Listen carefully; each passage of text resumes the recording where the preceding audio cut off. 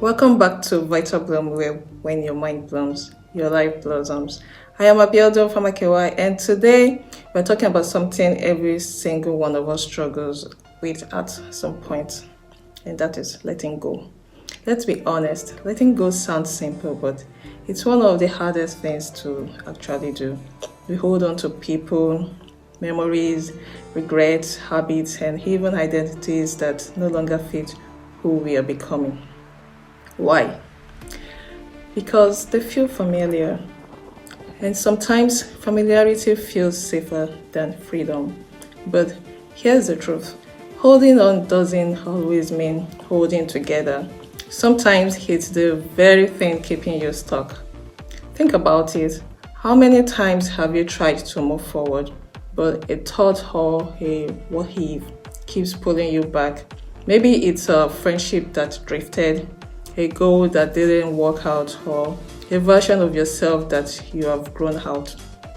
It's okay to admit it hurts, but it's also okay to decide that your peace matters more than your past.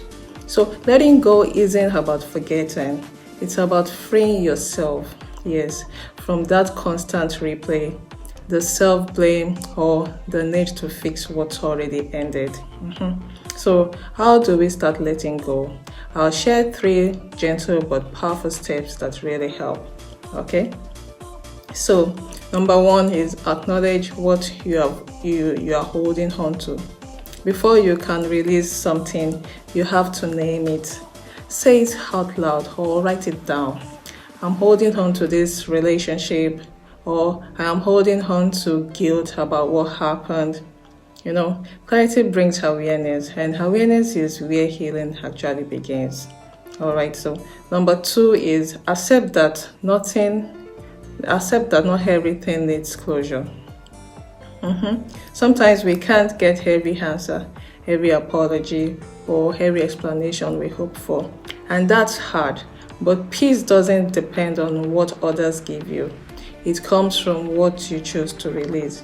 So closure is something you can give yourself. All right, so point number 3 is replace the space with something nourishing. Yes, when you let go, you create room, and nature hates a vacuum. So fill that space with joy, new habits, new dreams, new energy. Spend time doing things that remind you are alive, like walking, journaling, connecting with people, or simply breathing in gratitude. Letting go isn't a one-time event, it's actually a process. So some days you'll feel strong, other days you might revisit the pain. That's okay. So healing isn't linear, but each time you choose peace over pain, you grow a little freer. So here's your gentle reminder for today. You can't receive what next if your hands are still full of what's gone. Okay, so make space, let go, and trust that what's meant for you will never require you to shrink.